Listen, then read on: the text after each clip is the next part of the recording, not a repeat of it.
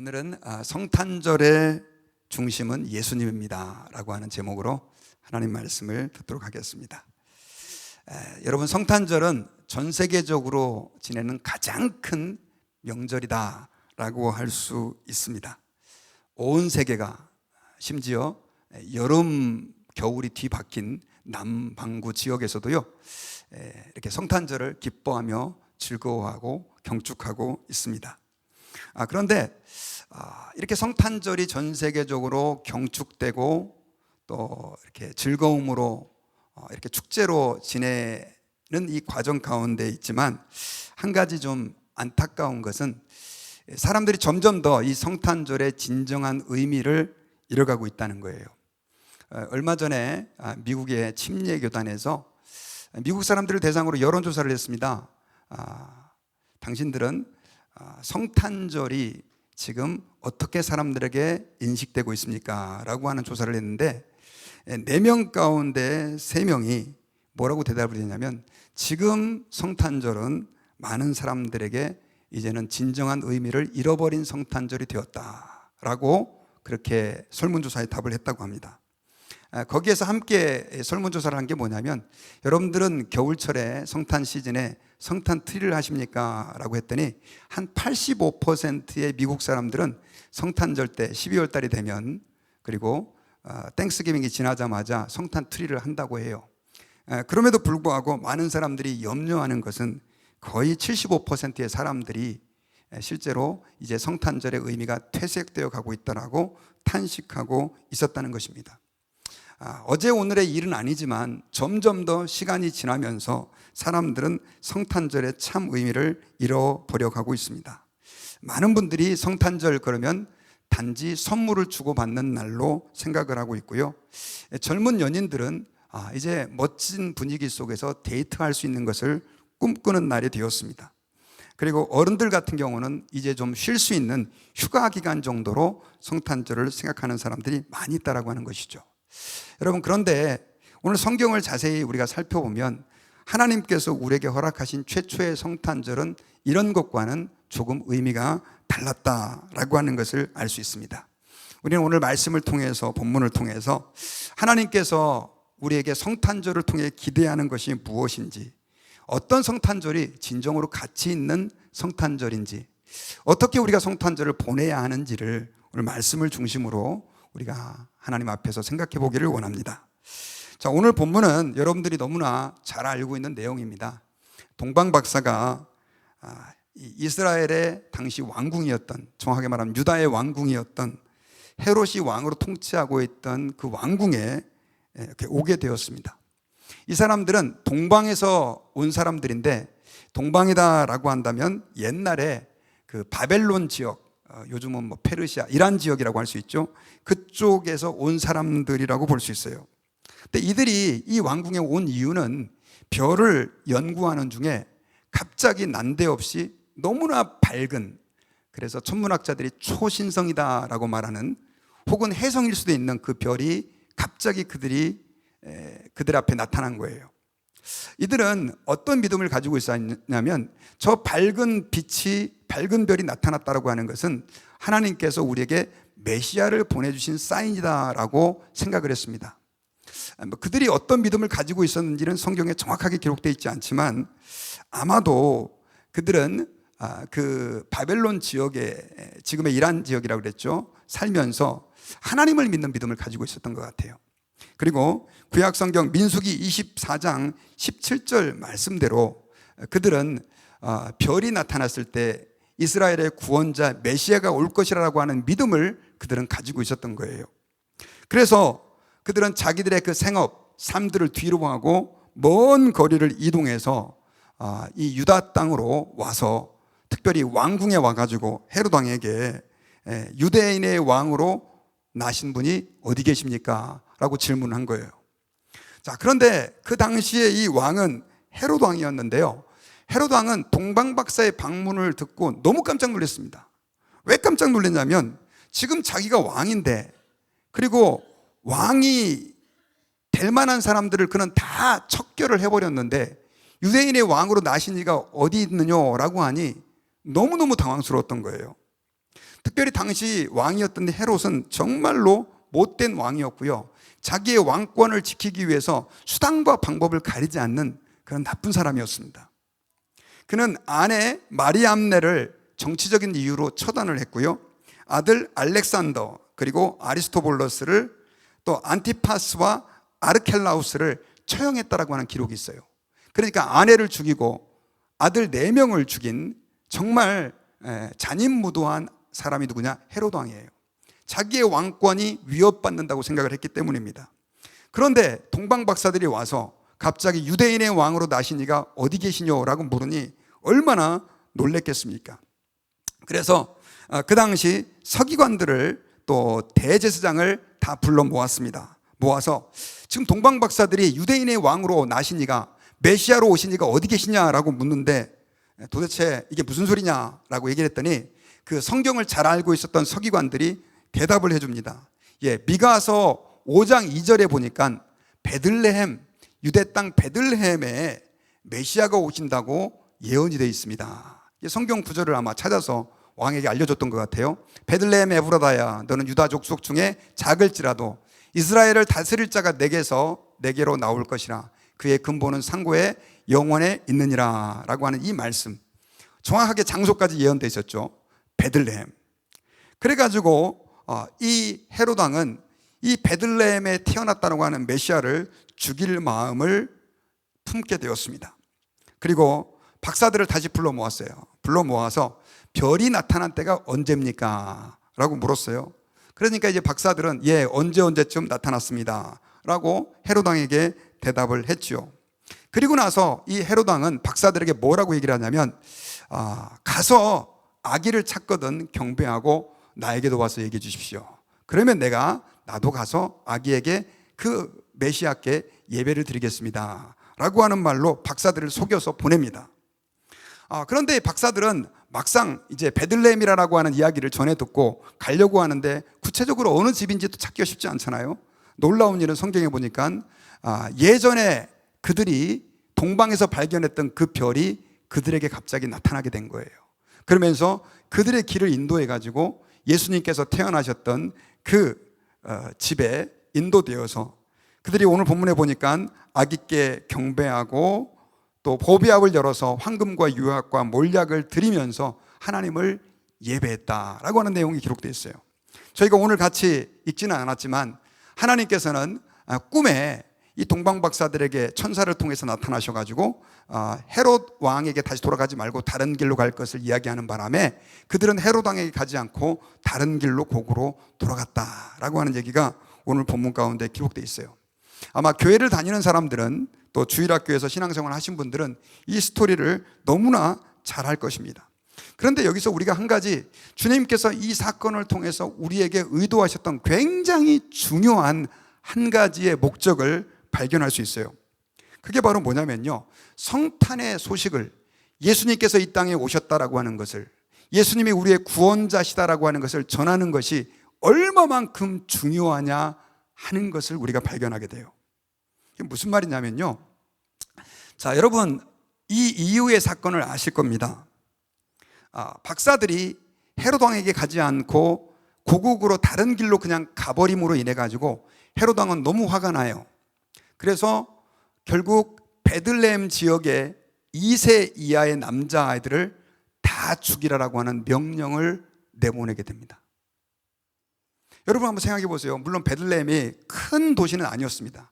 그런데 어떤 분들은 한 20명 정도에서 30명 정도로 봐요. 그 타운 규모하고 그 당시 출산율들을 계산했을 때 그 부모들이 말 그대로 졸지에 헤롯 왕에 의해서 아이를 빼앗겨 버리는 거예요. 그리고 그 아이들이 죽임을 당합니다.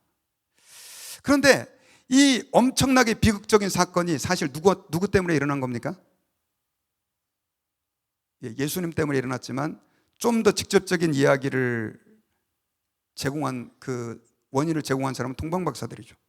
만약에 동방박사들이 헤롯 왕에게 가가지고 그 이야기를 하지 않고 바로 베들레헴으로 갔다면 그런 불행한 일이 안 일어났을 텐데, 우리는 이런 질문을 해볼 수 있죠. 왜 동방박사들이 헤롯 왕에게 가가지고 그 예수님이 어디서 태어났냐라고, 유대인의 왕으로 태어나신 이가 어디 계시냐고 묻는 바람에 결국 베들레헴에 그 2세의 아이들이 다 죽는 그런 피바람이 불어오게 된 거예요. 자, 어떤 분들은 동방박사들이 실수했다 이렇게 볼 수도 있어요. 그런데 여러분, 우리는 하나님께서 우리의 삶의 모든 순간, 동방박사들이 그 먼 곳에서 여기까지 오게 된 그 과정까지 하나님께서 직접 섭리하시고 인도하셨다는 것을 믿습니다. 그렇다고 한다면 그들이 실수했다라고 볼 수 없는 거예요. 하나님께서는 동방박사들을 의도적으로 이스라엘의 왕궁으로 이끄셔서 헤롯 왕에게 예수님께서 어디 태어나신다라고 하는 것을 묻게 섭리하시고 또 인도하셨다라고 우리는 볼 수 있어요. 자, 그렇다고 한다면 그 의도는 무엇일까요? 그것은 하나님께서 그 동방박사들을 통해서 어떻게 말하면 죄인들의 소굴과 같은, 강도들의 소굴과 같은 그 유대의 왕궁에 예수님께서 태어나셨다라고 하는 탄생의 소식을 증거하기 위해서였다는 것입니다. 제사장들과 서기관들까지 성경은 알고 있으면서 전혀 메시아에 대한 기대감이 없이 그저 현실의 안락함만에 젖어서 살아가고 있던 그들에게 하나님께서는 예수님이 이 땅에 오셨다, 너희들의 구원자가 이 땅에 오셨다, 메시아가 오셨다라고 하는 그 소식을 증거하기를 원하셨다는 거예요.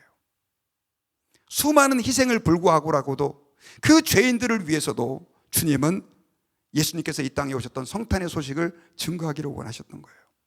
여러분, 우리가 성탄절을 이렇게 크게 지키고 성탄절에 해야 할 가장 중요한 우리 삶의 자세가 하나 있다고 한다면 뭐냐면요, 예수님께서 구원자로 이 땅에 오셨다라고 하는 것을 전하는 것입니다. 오늘날은 여러분, 천지가 캐롤이 울려 퍼지고 성탄 라이트가 있지만 아직도 많은 사람들이 예수님이 왜 이 땅에 오셨는지를 잘 알지 못하고 살아가고 있어요. 여러분, 예수님은 죄인된 우리, 멸망받은 우리를 위하여 십자가에서 죽으시고 모든 죄를 대속하시기 위해서 이 땅에 오셨습니다. 여러분, 특별히 이 성탄 주간에는 마음껏 그 예수 그리스도의 이 땅에 오심을 전할 수 있는 귀한 기회입니다. 하나님께서는 그것을 너무나 간절히 원하셨다라고 하는 것을 우리는 동방박사들을 통해서 깨달을 수가 있는 거예요. 여러분, 특별히 여러분들 주변에 아직도 예수님을 알지 못하는 분들이 있다고 한다면 이 성탄 주간에 그분들에게 예수님이 당신을 위해서 오셨습니다, 당신의 모든 죄를 용서하시기 위해서 오셨습니다라고 전할 수 있는 귀한 기회가 되실 수 있기를 바랍니다. 자, 그런데 하나님께서 이렇게 성탄의 소식을 증거하기를 또한 원하셨지만 한 가지 더 의도한 것이 오늘 이 동방박사의 스토리에 의도적으로 드러납니다. 그게 바로 뭐냐면 경배와 예배를 받으시기를 너무나 원하셨던 하나님의 마음입니다. 자, 여러분, 하나님께서는 어떻게 말하면 가장 귀한 선물인 예수님을 이 땅 가운데에서, 이 땅 가운데 사람들을 위해서 보내시는데, 사실 예수님의 그 탄생은 어떻게 말하면 너무나 슬프고 어려운 상황에서의 탄생이었습니다. 왜냐하면 여러분, 원래 요셉과 마리아가 살고 있던 고향은 나사렛이잖아요. 그런데 호정령이 내림으로 인해 가지고 그들은 지금 베들레헴까지 왔어요. 여기까지 오게 된 데는 단지 호정령 때문만은 아니었습니다. 왜냐하면 마리아가 성령으로 잉태되어 가지고 결국 정혼한 사이에서 임신을 하게 된 거죠. 제가 지지난주인가요? 그 넷플릭스에서 마리아라고 하는 그 영화를 하나 보게 됐습니다. 실제적인 성경의 스토리를 기반으로 그 뒤에 있었을 이야기들을 추측해서 만든 이야기인데, 거기에서는 마리아가 성령으로 임태됨으로 인해서 겪었던 고난이 얼마만큼 클 것인가라고 하는 것을 잘 묘사했더라고요. 여러분, 그 당시에 16세의 어린 소녀였던 마리아가, 그것도 정혼한 상태에 있어서 만약에 요셉이 모르는 상태에서 임신을 했을 때 그녀는 돌로 맞아서 죽을 수밖에 없었던 상황이었던 거죠. 그러다 보니 여러 가지 상황들을 종합해 봤을 때 요셉과 마리아는 또 호정령도 있었고요, 함께 베들레헴으로 이주해서 거기서 아이를 출산하게 된 겁니다. 이것은 사실 놀라운 하나님의 섭리였었어요. 왜냐하면 미가서 5장 2절 말씀대로 이 베들레헴은 떡집이라는 뜻이고 다윗의 고향이기도 하거든요. 근데 이 미가서 5장의 예언을 성취하기 위해서 하나님께서 그렇게 구체적으로 섭리하셨던 거예요. 그런데 그곳에는 마리아의 부모님도 없었고 요셉의 부모님도 없었어요. 그들은 말 그대로 편안하게 아이를 낳을 만한 장소도 없어가지고 결국 마구간이죠. 그 마구간에서 아이를 출산하게 되는데 얼마만큼 그 마리아의 입장에서는 서럽고 마음이 안타깝겠습니까? 또 마리아는 그렇다 치고 성자이신 예수님이 그 영광스러운 하나님의 보좌를 다 내려놓고 사람이 되어서 이 땅에 오는 그 자리가 사실 아무에게도 축복받을 수 없는 그런 비참한 자리가 됐다는 것이죠. 그때 하나님께서는요, 누구를 사용하셨냐면 동방박사를 사용하신 것입니다. 동방박사들을 하나님께서는 그 먼 바벨론 지역에서 거리로 따지면 900마일 정도 떨어진 거리입니다. 그곳에서 불러와가지고 그들을 예배하게 합니다. 여러분, 동방박사가 그 먼 거리를 와가지고 예수님에게 한 것을 가만히 보면, 오늘 성경을 살펴보면요, 우리 2장 2절을 잠깐 한번 보여주시겠어요? 자, 2장 2절을 보면 같이 한번 읽어봅시다. 시작. 유대인의 왕으로 나신 이가 어디 계시냐? 우리가 동방에서 그의 별을 보고 그에게 경배하러 왔노라 그랬어요. 자, 경배하러 왔다라고 하는 말은 예배드리러 왔다는 얘기예요. 동방박사는 무슨 리서치 연구가들이었었어요. 별을 연구하는 사람들이었으니까. 그런데 그들이 그 별을 연구하기 위해서 자기 학문적 목적으로 온 것이 아니라, 그들은 그 메시아가 오신다라고 하는 성경의 예언을 알고 있었고, 그 예언이 별에 의해 성취된 것을 믿었기 때문에 결국 그 메시아에게 경배하기 위해서 그 먼 거리를 오게 된 것입니다. 특별히 경배한다라고 하는 말은 프로스퀴네오라고 하는 원문이 사용됐는데 마태복음에만 13번 사용된 말이에요. 이 말은 우리가 하나님 아버지 앞에서 예배드린다라고 하는 말을 사용할 때 사용하는 단어입니다. 동방박사들은 뭐하러 왔냐? 하나님 앞에서 예배드리기 위해서, 특별히 이 땅에 오신 성자 예수님 메시아를 감사하고 찬송하기 위해서 그 먼 거리를 온 것이다라고 하는 겁니다. 하나님께서는 얼마만큼 예수 그리스도를 통해서 예배받으시기를 원하셨는지 그 먼 거리에 동방박사를 불러와서 그들로 하여금 예배하게 한 거죠. 또한 누가복음에는 여러분, 이 목자들이 천사들의 계시를 받아가지고 예수님이 태어나게 됐다라고 하는 소식을 듣게 됩니다. 그래서 그들이 밤중에 그 천사들의 예언을 듣고 계시를 받고 예수님께서 태어나셨던 그 마리아가 있던 그 마구간으로 가게 됐죠. 그리고 그곳에 가보니까 과연 천사의 말대로 아기가 태어난 거예요. 그래서 그들은 너무나 하나님 앞에 감사하고 기뻐했는데, 성경 누가복음 2장 20절을 보면요, 그들이 이곳에 와가지고 뭘 했는지가 기록되어 있습니다. 같이 한번 읽어봅시다. 시작. 목자들은 자기들에게 이르던 바와 같이 듣고 본 그 모든 것으로 인하여 하나님께 영광을 돌리고 찬송하며 돌아가니라. 자, 목자들은 천사들이 자기에게 말하여 준 모든 것들이 실제로 그렇게 이루어진 것을 보고 뭘 했다고요? 하나님께 영광을 돌리고 찬송하고 그리고 돌아갔다. 자, 동방박사들도 예수님께서 이 땅에 오셨을 때 한 게 뭐냐? 예배였고요. 목자들도 그들은 뭐 큰 귀한 선물들은 가져오지 않았지만 예수님께서 탄생하셨다는 소식을 듣고 예수님 앞에서 와가지고 한 일이 뭐였느냐? 바로 하나님께 찬송하고 영광을 돌렸다라고 하는 것입니다. 자, 성경의 마태복음과 누가복음 외에는요, 예수님께서 이 땅에 오셨을 때 사람들이 어떻게 했다라고 하는 기록이 별로 없습니다. 오직 동방박사들만 와가지고 경배하고 황금과 유황을 몰약을 드리고요, 목자들만 와가지고 찬송하며 하나님께 영광을 돌리며 돌아갔다. That's it. 끝이에요. 그러면 여러분, 왜 하나님께서 동방박사들을 그 먼 거리를 오게 하셨고 목자들을 사용하셔서 예수님이 나신 곳에 오게 하느냐? 첫 번째 원인은 예수님께서 나신 소식을 증거하기 위함이었죠. 그런데 그것보다 더 의도적인 건 뭐냐면 바로 그들로 하여금 예수님께 경배와 찬양과 영광을 돌려드리게 하기 위함이었다는 거예요. 여러분, 하나님께서는요, 찬송받으시기를 원하시는 하나님입니다. 이사야 43장 21절에서는 이 백성은 내가 나를 위하여 지었나니 나의 찬송을 부르게 하려 함이라 라고 기록되어 있어요. 이 말은 하나님께서 우리를 지으신 목적이 하나님을 찬양하고 예배하는 자로서의 삶을 살도록 하기 위함이다 라고 하는 거예요. 에베소서 1장에 보면 하나님께서 창세전에 우리를 구원하여 선택하신 이유가 뭐냐? 선택하여 구원하신 이유가 뭐냐? 바로 우리로 하여금 하나님을 찬송하게 하려 합니다라고 기록되어 있는데, 하나님을 예배하는 자가 되게 하기 위해서라는 거죠.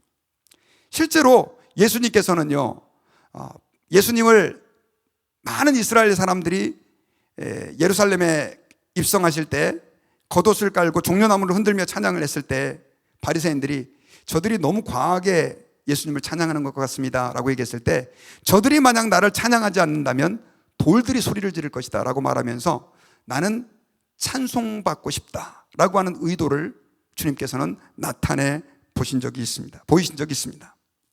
여러분, 우리가 성경에서 굉장히 주목해야 할 사실 가운데 한 가지가 뭐냐면요, 하나님께서는 찬송받으시기를 원하시고 예배받으시기를 원하십니다.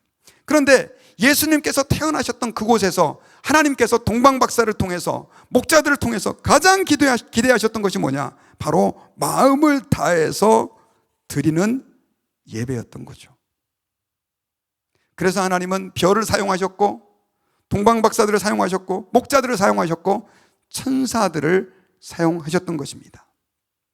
자, 그래서 여러분, 이 성탄 주간에 우리가 기억해야 될 것은요, 가장 성탄절을 잘 보내는 건 뭐냐? 그동안 힘들고 어려웠는데 좀 푹 쉬어야지.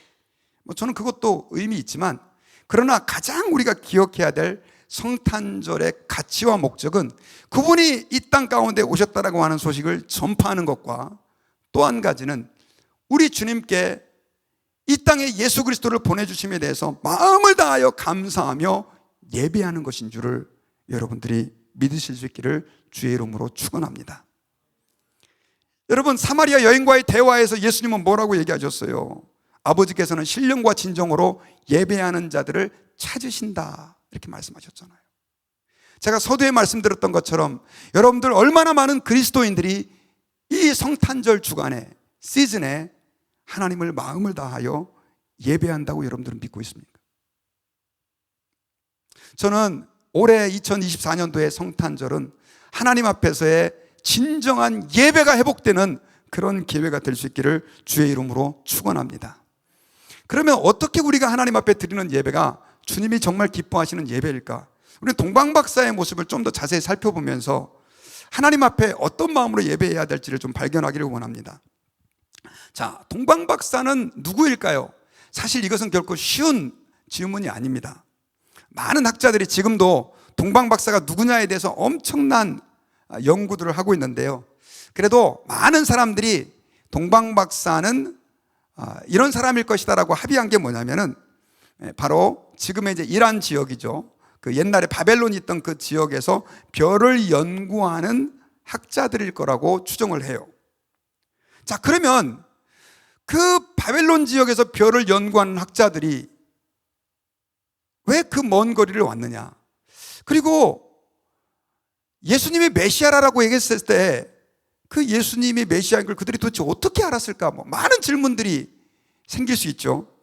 그런데 여러분, 우리는 다니엘서라든가 또 에스라서 이런 것들을 좀 보면 이스라엘 백성들이 포로 생활 중에서 어떻게 신앙 생활했는가라고 하는 것을 추정해 볼 수 있어요.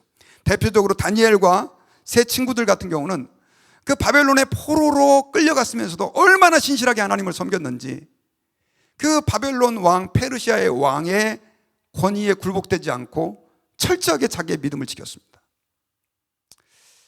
우리가 여기서 한 가지 더 추정해 볼 수 있는 건 뭐냐면, 그들의 그 하나님을 향했던 믿음이 꼭 유대인뿐만이 아니라 그 주변에 있었던 다른 사람들에게도 전해진 것 같아요.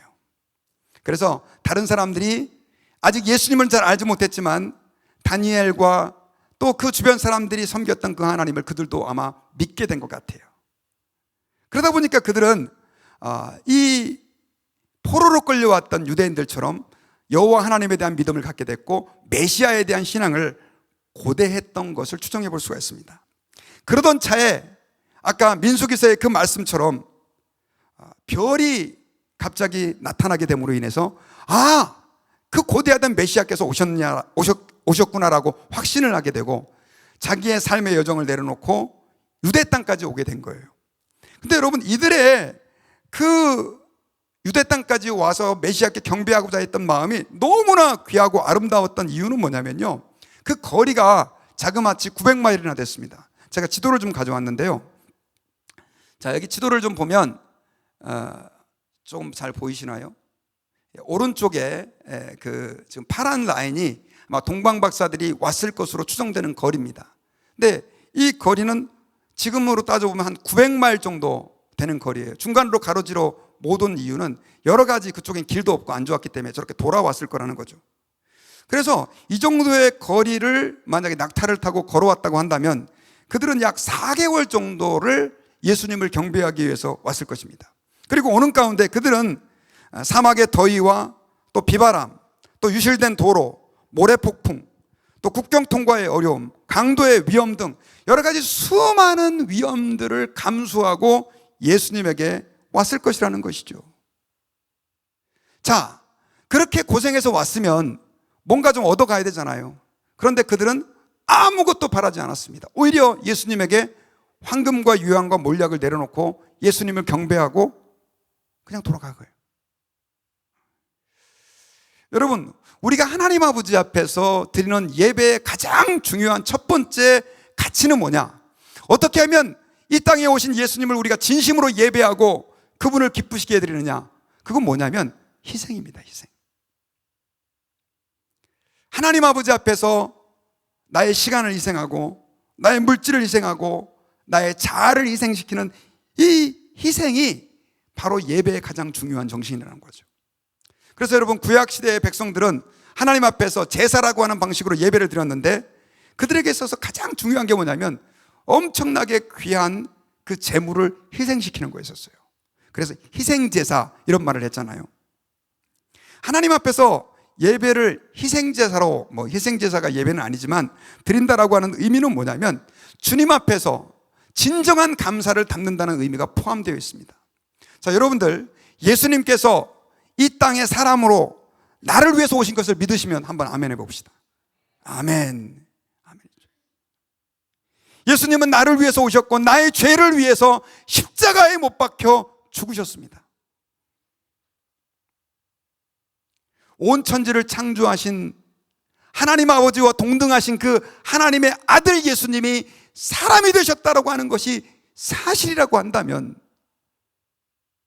우리가 그분의 은혜에 감사하고 우리의 삶을 희생하여 그분을 위하여 살고 그분의 영광을 위하여 하나님의 복음을 증거하는 것이 너무나 당연하지 않냐는 것이죠. 여러분, 저는 이번 성탄절이 나의 즐거움을 위한 성탄절이 아니라 우리 예수 그리스도의 그 놀라운 사랑을 찬양하고 하나님 앞에 경배하고 감사하는 그런 성탄절이 되기를 주의 이름으로 축원합니다. 여러분들이 그 일들을 위해서 하나님 앞에서 정말 내가 좀 즐겨하던 것 조금 뒤로 밀어놓고 이번 성탄절에는 주님이 내 삶의 가장 중요한 중심이 되시기를 원합니다. 이번 성탄절만큼은 예수님이 가장 주인공이 될 수 있기를 원합니다. 그 마음으로 성탄절을 보낼 수 있기를 주님의 이름으로 축원합니다. 평상시보다 훨씬 더 예수님을 많이 묵상하기를 바라고 복음을 전할 수 있는 기회를 참아서 믿지 않는 사람들에게 예수님의 이 땅에 오신 이유들을 설명할 수 있는 그런 기회가 될 수 있기를 바랍니다. 아까 제가 그런데도 불구하고 오늘날 많은 사람들이 성탄절의 의미를 잃어버리고 있다고 했잖아요. 사실 여러분, 성탄절에서 예수님이 빠져버리면 이건 너무나 비극적인 일이 됩니다. 왜냐하면 원래 12월 25일이 지금 성탄절로 지켜지고 있는데 이거는 우리가 생각하는 것처럼 예수님께서 이 땅에 태어나신 정확한 날이 아니라고 할 수 있기 때문에 그래요. 여러분, 요즘에도 이단 가운데 하나님의 교회라든가 또 다른 일부 여호와 증인이라든가 이런 분들은 성탄절을 부정합니다. 그리고 오히려 그 성탄절을 태양신 축제일이라고 계속해서 공격을 합니다. 그런데 여러분, 제가 이 내용을 좀 설명해 드리려고 그래요. 그 사람들이 그렇게 공격하는 데는 나름대로의 역사적인 근거가 있어요. 왜 그러냐? 원래 초창기 때 예수님을 믿던 그리스도인들은요, 성탄절을 지키지 않았습니다. 예수님의 죽음과 부활만을 기념하며 지켰었어요. 그런데 여러분 아시는 것처럼 복음이 전 세계로 확장되면서 로마의 귀족층에까지 확장됐고 나중에는 그들이 다 회심하고 예수님을 믿게 된 거예요. 그러면서 하나님의 복음이 로마 전체에 다 확산이 된 거예요. 예수님을 믿는 사람들이 로마 전체에 너무나 많아지게 된 겁니다. 그러면서부터 우리 그리스도인들은 갈등을 겪게 됐어요. 왜냐하면 그 당시 로마가 지배하고 있던 유럽 지역은 12월 25일을 태양신의 축제일로, 담무스가 태어난 날로 엄청나게 큰 행사로 지키고 있었기 때문에 그렇습니다. 여러분, 12월 25일 정도가 되면 동지라고 그래가지고요, 그때 가장 밤이 깁니다. 그런데 이 말은 다시 이제는 밤이 짧아지고 낮이 길어지는 해예요. 그러다 보니까 사람들은 어떤 생각을 했냐면, 태양이 그때 12월 25일을 기점으로 힘을 얻는다라고 생각하는 거죠.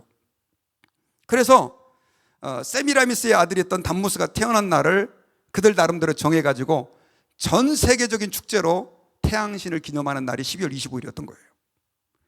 혹시 몰라셨던 분들은 오해하지 마시기를 바랍니다. 자, 그런데 문제는 예수님을 믿고 하나님의 백성으로 살아가는데 이게 너무나 큰 장애가 되는 거예요. 여러분, 지금 우리 주일학교 교육부서에서 지금 가장 고통스러운 날이 언제냐? 10월 31일 할로윈데이입니다.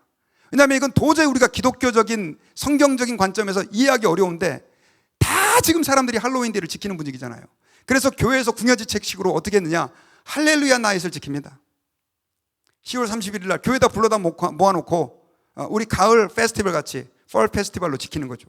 왜냐하면 그곳에 동요되지 않도록 하기 위해서. 그때 그리스도인들도 똑같은 결정을 내린 거예요. 야, 이때 우리 이 세상 사람들의 태양신 축제일에 동참하지 말고 우리끼리 모여서 주님을 예배하자. 이래가지고 그리스도인들이 특별히 의의 태양이시라고 하는 성경 말씀도 있고 우리 예수 그리스도께 그때 예배드리자 하면서 사실은 많은 그리스도인들이 그때 예수님께서 이 땅에 오신 것을 기억하면서 죽음, 부활, 그리고 하나님의 아들이 사람이 되신 성육신을 12월 25일 날 기념하여 지키게 된 겁니다. 이것이 336년 콘스탄틴 대제가 공식화하여 로마 지역에 선포하게 되면서 이건 역사에 등장하는 최초의 성탄절 예배입니다. 공식화된 성탄절 예배를 드리게 됐고 380년에 이 로마 지역에 기독교를 국교로 공연한 데오도시우스 황제가 이제는 대규모로 국가적인 행사로 12월 25일 날 성탄절을 지내게 되면서 이것이 결국 전통이 돼가지고 성탄절이 예수께서 이 땅에 오신 날로 결국은 태양신 축제일과 같이 경쟁하면서 이 날에 좀 이런 습관에 빠지지 않도록 하기 위해서 계속해서 후대에 내려오게 된 거예요. 자, 제가 지금 왜 여러분들께 이 말씀 드리냐면 만약에 우리가 이 성탄절에 예수님을 잊어버린다고 한다면 우리는 다시 과거로 회귀하는 것과 똑같은 거죠.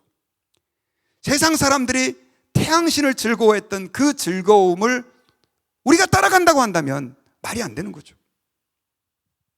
여러분, 우리는 이 성탄 주간에 예수님의 이름이 가장 많이 선포되어야 하고 이 땅에 사람이 되어 오신 예수님의 그 성육신이 가장 많이 찬송되어야 하고 나를 사랑하셔서 십자가에서 죽으신 예수님의 복음이 가장 아름답게 증거해야 함에도 불구하고 지금은 다 뒤집혀 버렸어요.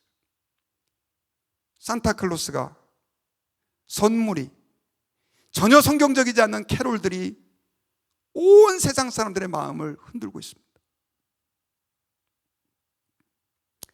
여러분들 부탁드립니다. 우리부터라도 이 성탄절의 주인공을 예수님으로 모실 수 있기를 바랍니다.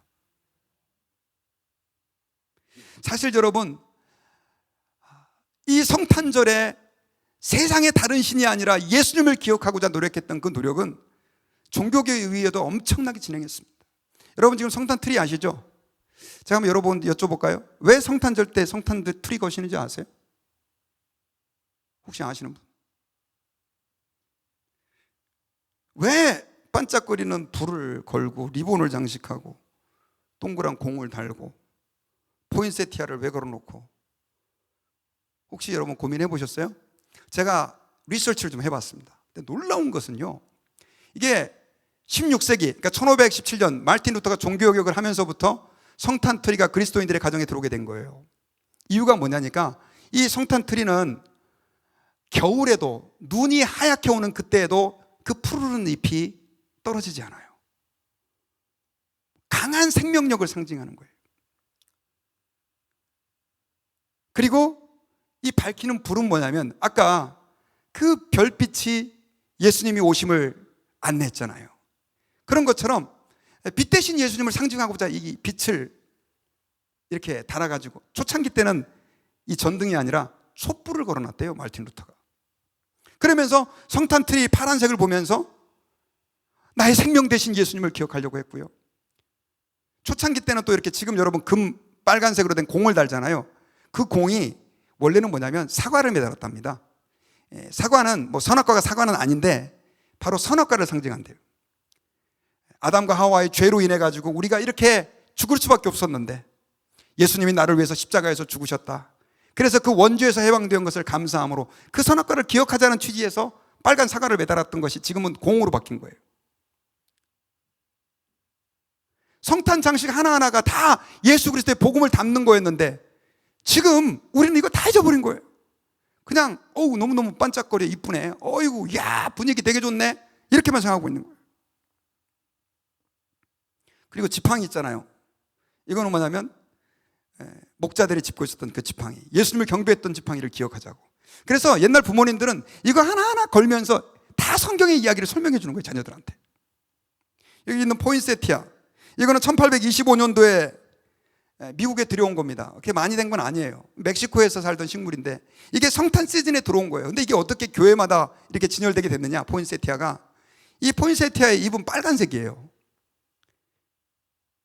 뭐가 생각나십니까? 예수님의 십자가의 보혈. 그리고 잎은 파란색이다 보니까 우리의 생명 되신 예수 그리스도, 그분의 흘리신 보혈로 우리에게 생명을 주신 예수님을 나타내기 너무 좋은 거예요. 그 어린이 전도표에서 사용하는 여러분 전도지에 보면 색깔 가지고 전도하는 게 있거든요. 거기에 보면 빨간색이 예수님의 보혈을 나타낸다고 얘기를 해요. 그리고 여러분 성탄 때 빨간 거 옷 입지 않습니까? 왜 빨간 거 입느냐? 산타클로스가 빨간 거 입어서가 아니라 예수님께서 우리를 위하여 십자가에서 피 흘리신 것을 기억하자라고 하는 복음적인 의미가 그 안에 담겨져 있었던 거예요. 저는 사실 여러분 성탄절 때 막 이렇게 화려하게 뭐 하고 하는 거, 빨간색 옷 입고 하는 거 좀 부정적인 게 있었습니다. 근데 여러분 이 의미를 알고 보니까 이게 아니네, 오히려 우리가 더 이거 해야 되겠네 라고 하는 생각들을 하게 됐어요. 성탄의 상징들은 전부 다 예수님을 나타낸 것들이었습니다. 그런데 지금은 예수님이 다 빠져버리고 산타 할아버지 선물, 루돌프 사슴, 이런 것들이 다 지배하게 돼버린 거예요. 저는 여러분들, 우리 달라스 드림교회 성도들, 이번 성탄절 때 예수님이 이 성탄절의 주인공으로 다시 한번 우리에게서 경배받으시고 찬양받으시는 역사가 있기를 주의 이름으로 축원합니다. 그래서 이번 12월 25일 날 저희가 성탄 예배를 드리기로 한 거예요. 우리 성가대가 찬양도 같이 할 겁니다. 저는 여러분들께 부탁드립니다. 혹시 빨간 옷들을 다 그때 입고 오실 수 있기를 바랍니다. 뭘 상징하는? 예수님의 보혈을 상징하는, 녹색도 괜찮아요. 우리에게 생명을 상징하는 그 옷을 입고, 니들은 지금 뜻도 모르고 이러고 다니고 있지만 나는 나를 위하여 보혈을 흘리신 그 예수님, 나에게 생명 주신 그 예수님을 이번 성탄절 때 기억하겠다라고 하는 의미를 가지고 여러분들이 이번 성탄절 때 함께 예배할 수 있기를 주의 이름으로 부탁드립니다. 저는 말씀의 결론을 맺겠습니다. 여러분, 저는 성탄절만 생각하면 너무너무 마음이 아픕니다. 하나님의 입장에서는요, 온 천지를 창조하시고 만물의 주관자 되신 그 성자 하나님이 그 영광을 버리시고 육신이 되어 사람이 되신 날이 성탄절입니다. 너무너무 슬프고 자존심 상한 날일 수도 있어요. 우리에게는 너무나 큰 감격이고 기쁨이지만 하나님의 입장에서는 모든 것을 내려놓으신 날이 성탄절이에요. 그래서 성탄절에는요, 사실 하나님의 슬픔과 우리의 기쁨이 같이 믹스되어 있는 아주 애매한 날이라고도 할 수 있어요. 그런데 저는 요즘의 성탄절을 주님이 보신다면 더 마음 아파하실 것 같아요. 사람들이 성탄절의 참 주인공이신 예수님을 점점 더 잃어가고 있기 때문에 그렇습니다. 여러분, 오늘 본문에 하나님께서는 동방박사를 900마일이나 되는 먼 거리에서 3개월을 그 수많은 시련과 아픔들을 겪게 하여 예수님에게 인도하셨습니다. 그 과정에는 베들레헴에 있는 2세의 아이들이 죽는 희생도 있었습니다. 그럼에도 불구하고 하나님은 그 동방박사들을 통해 이 땅에 메시아가 오셨다, 구원자가 오셨다라고 하는 소식을 전하기를 원하셨고, 그리고 홀로 외로이 누워 계시는 아기 예수님께 경배하도록 했습니다.